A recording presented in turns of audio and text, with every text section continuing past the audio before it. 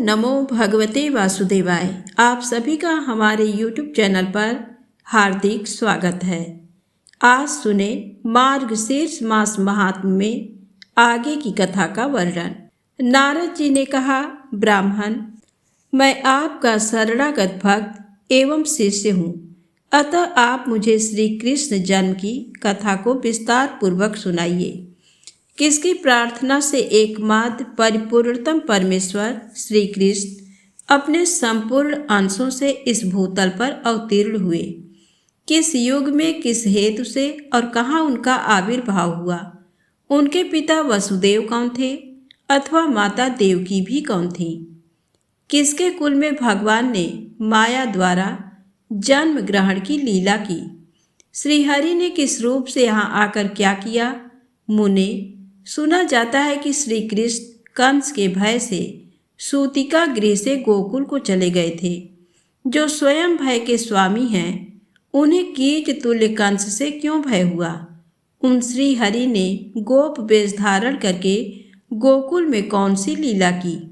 वे तो जगदीश्वर हैं, फिर उन्होंने गोपांगनाओं के साथ क्यों विहार किया।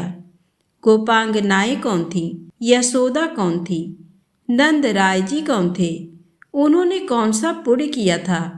श्री हरि की प्रेयसी गोलोक वासिनी पुण्यवती देवी श्री राधा क्यों ब्रज में ब्रज कन्या होकर प्रकट हुई।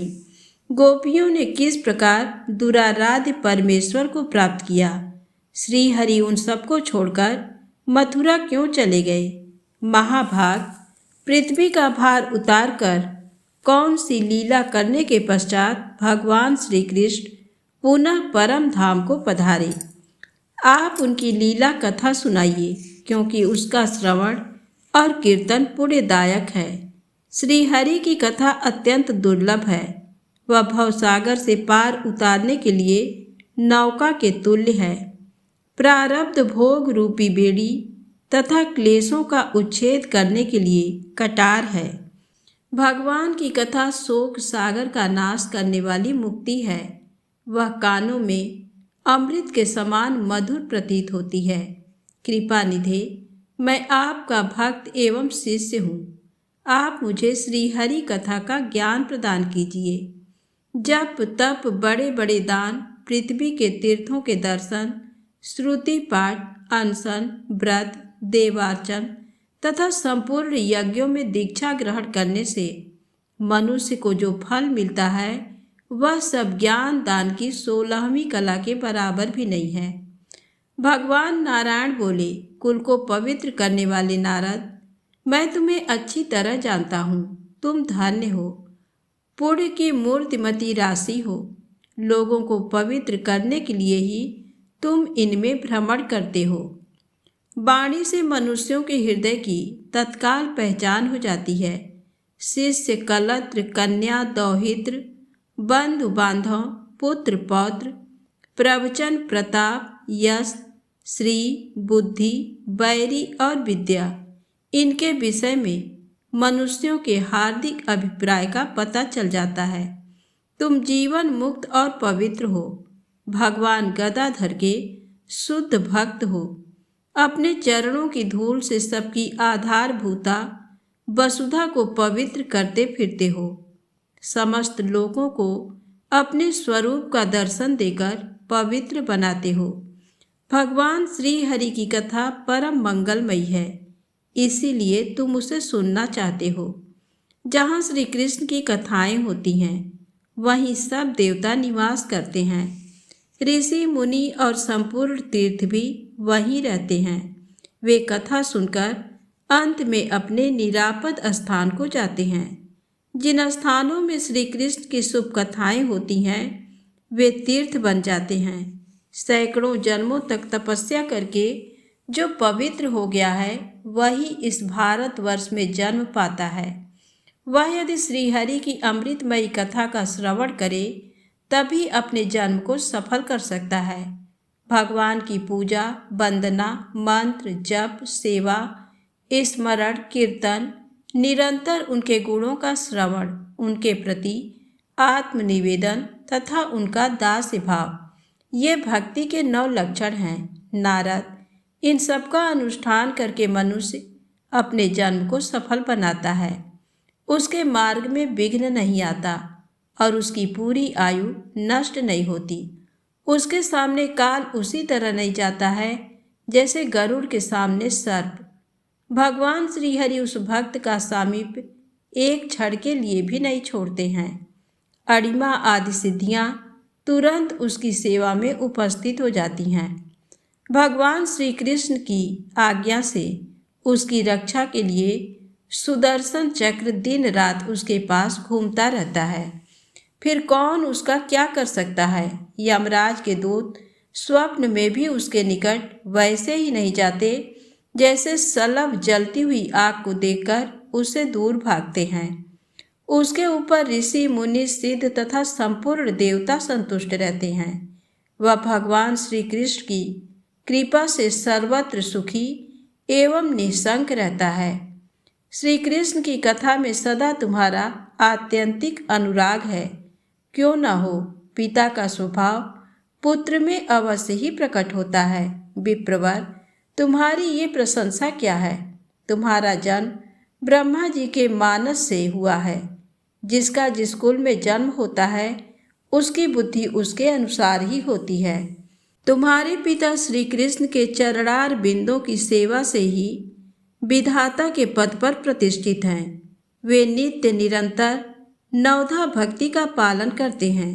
जहाँ वैष्णव पुरुष ठहर जाता है वहाँ की धरती पर उतने समय के लिए संपूर्ण तीर्थ निवास करते हैं।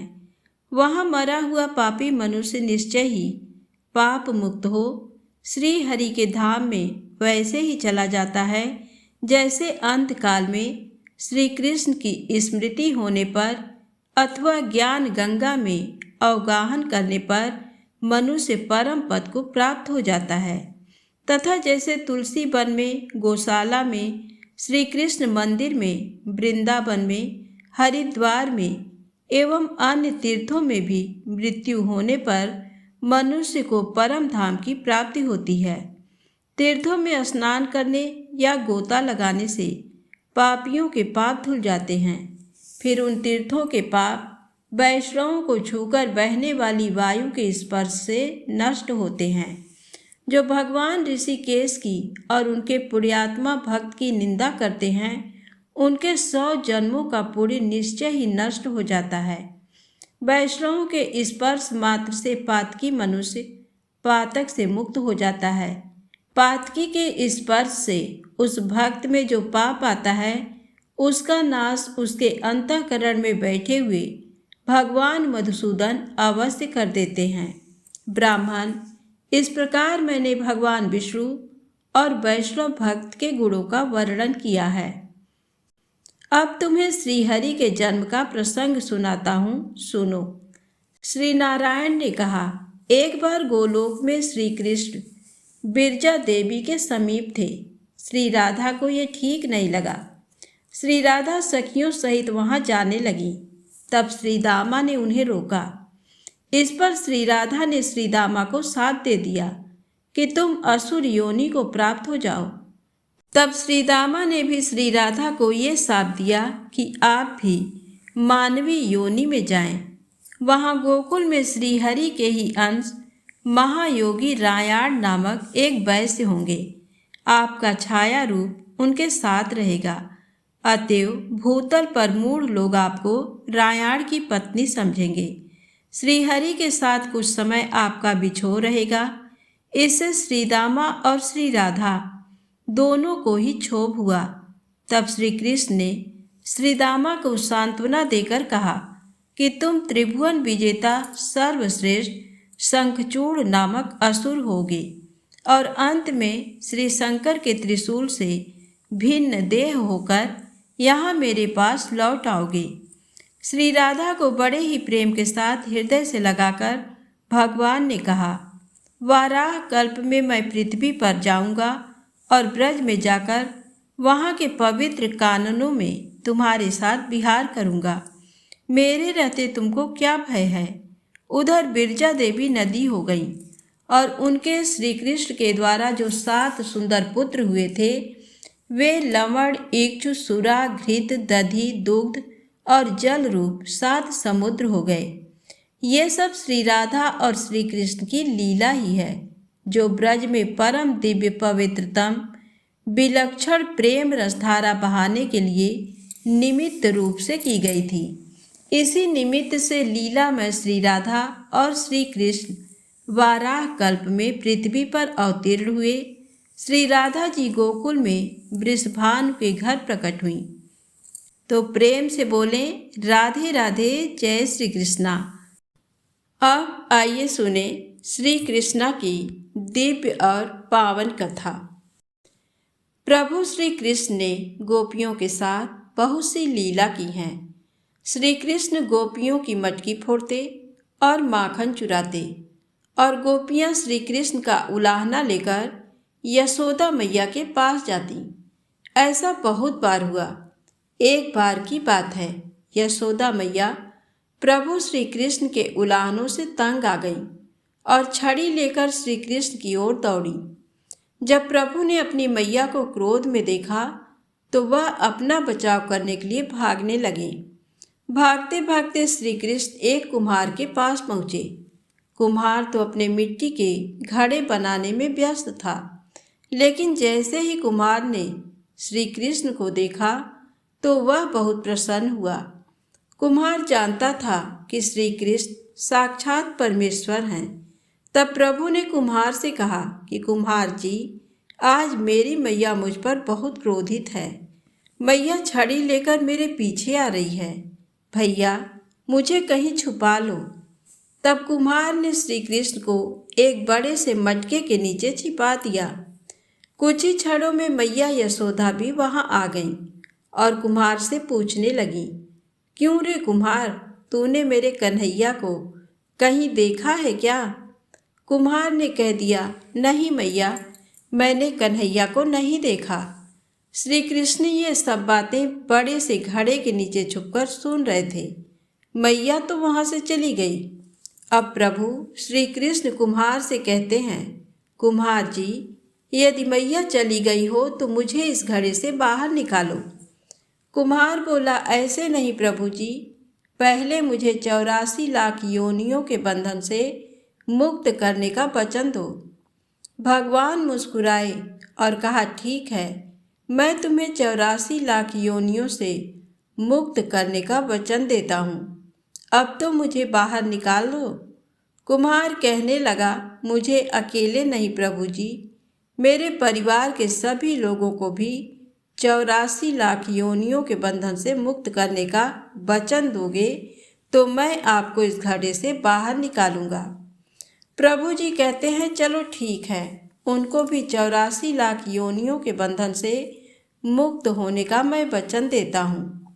अब तो मुझे घड़े से बाहर निकाल दो।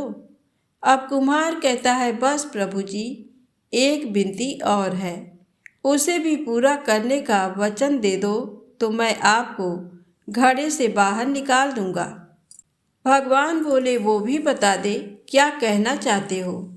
कुम्हार कहने लगा, प्रभु जी, जिस घड़े के नीचे आप छुपे हो उसकी मिट्टी मेरे बैलों के ऊपर लाद के लाई गई है। मेरे इन बैलों को भी 84 के बंधन से मुक्त करने का वचन दो।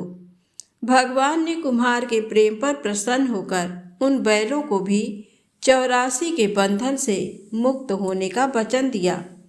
प्रभु बोले, अब तो तुम्हारी सब इच्छा पूरी हो गई, अब तो मुझे घड़े से बाहर निकाल दो। तब कुम्हार कहता है, अभी नहीं भगवान, बस एक अंतिम इच्छा और है, उसे भी पूरा कर दीजिए। और वह ये है, जो भी प्राणी हम दोनों के बीच के इस संवाद को सुनेगा उसे भी आप 84 लाख योनियों के बंधन से मुक्त करोगे। बस ये वचन दे दो तो मैं आपको इस घड़े से बाहर निकाल दूंगा। कुम्हार की प्रेम भरी बातों को सुनकर प्रभु श्री कृष्ण बहुत खुश हुए और कुम्हार की इस इच्छा को भी पूरा करने का वचन दिया। फिर कुम्हार ने बाल श्री कृष्ण को घड़े से बाहर निकाल दिया, उनके चरणों में साष्टांग प्रणाम किया, प्रभु जी के चरण धोए और चरणामृत लिया। अपनी पूरी झोपड़ी में चरणामृत का छिड़काव किया और प्रभु जी के गले लगकर इतना रोए कि प्रभु में ही विलीन हो गए। तो प्रेम से बोले, राधे राधे, जय श्री कृष्णा। यदि आपको कथा अच्छी लगी हो तो प्लीज़ लाइक अवश्य करें, चैनल को सब्सक्राइब करें, शेयर करें। जय माता दी, जय भोलेनाथ।